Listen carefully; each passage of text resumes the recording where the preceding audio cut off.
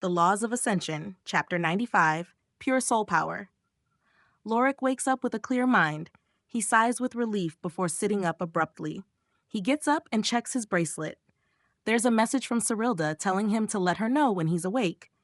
Lorik quietly walks out of the room while typing a message to her. Rowan is still sleeping, so he's careful not to wake him. He sees the time as he types and is surprised. It's 6 in the evening, meaning he's been sleeping for almost 24 hours. Upon a closer look, he sees it's been almost 2 days. His bracelet vibrates, and he checks it. Cyrilda messaged him not to move. Lorik stops as a magic circle appears under his feet. He teleports back to her office. There, he sees one of the researchers from the day before. He's sitting at the table with Cyrilda. Lorik sits down before anyone speaks. "How are you feeling? Do you still have a headache?" Cyrilda asks.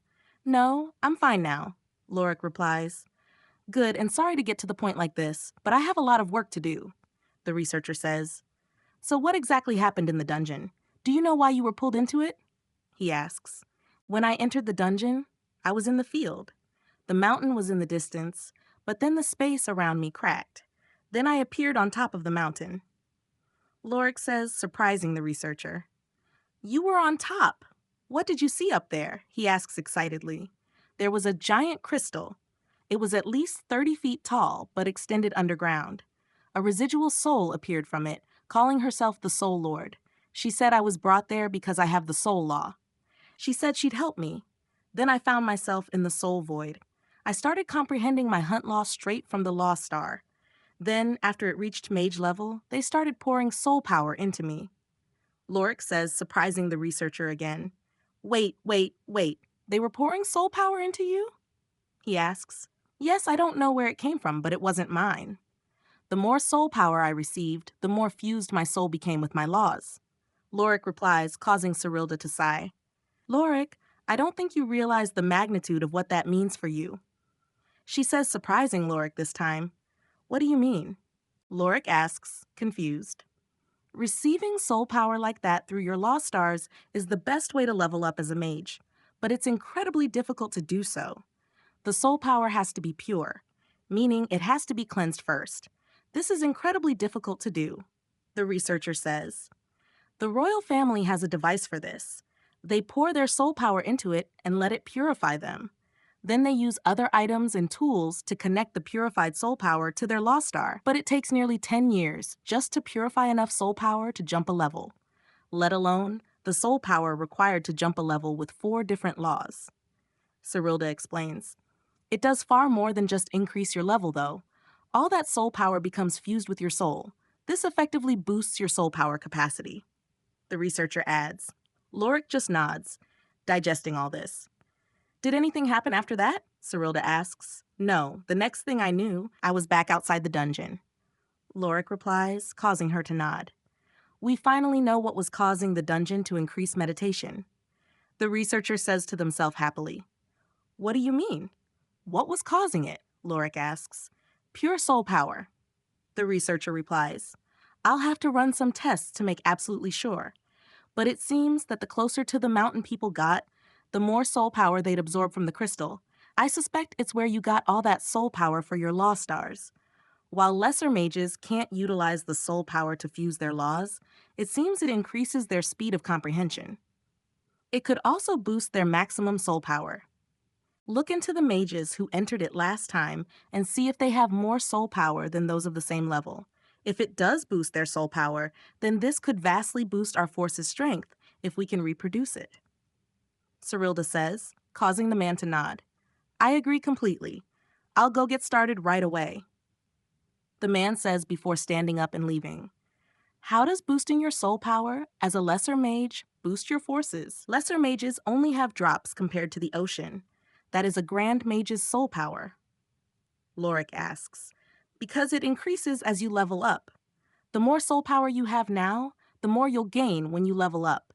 That's why it's best for you all to have gotten those soul flowers so early. That's also why we were shocked to hear what happened. Between all that soul power you got in the dungeon and the soul flower, you'll be a monster when you become a grand mage," Cyrilda says before laughing. "Well, you already were going to be one with your 2 laws of the first echelon. she adds, causing Lorik to sigh. Master, how did the Soul Lord teleport me like that in the dungeon? I thought she used the Soul Law, but that felt like teleportation. Also, have you heard of the Soul Lord? She mentioned that the person I got the Gravity Law from was the Gravity Lord. Lorik asks. She probably opened a space channel. All Grand Mages past 7th tier can do that, but it's risky in practice. For her, it was fine, as it's inside the dungeon. But if someone did that out here, another Grand Mage could open it up behind them and chase them down. Or mages could even open it up with the right spell. For that reason, it's rarely used. It's also why Godric used a tool to open a space channel. This way, I couldn't force it back open and launch an attack through it. As for the Soul Lord, I've heard of her. In ancient times, they didn't use the titles we use for mages. Lesser mages were called ordinary. It's said that everyone back then at least comprehended the laws. Warriors were mages with low, mid, and high ranks. Grand mages were called great warriors. Lords were what they called grand mages, 3rd tier or above. Cyrilda explains, They were that strong? Lorik asks in shock. He never imagined that the 2 residual souls he met were that strong. They'd have to be in order to leave behind a residual soul. Most other inheritances aren't guarded or watched by a residual soul.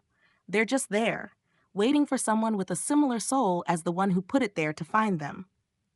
Cyrilda says, When you put it like that, it seems obvious. Lorik replies, causing her to chuckle. Anyway, how does it feel to have all your laws at mage level? Cyrilda asks, causing Lorik to smile. It's nice. I felt this imbalance before that made my body feel a bit heavy. So it's nice not to have that anymore. Oh, I wonder if I can use my law field now. Lorik replies, Go ahead and try it. It doesn't break anything taking it out. Cyrilda says, causing Lorik to nod. He closes his eyes for a few long seconds. How do I do this again? He asks, causing Cyrilda to laugh. You have to make your laws manifest in the world. You also have to say law field like a spell. Once you've mastered it, you won't need to say it. Cyrilda explains. Lorik nods and closes his eyes again.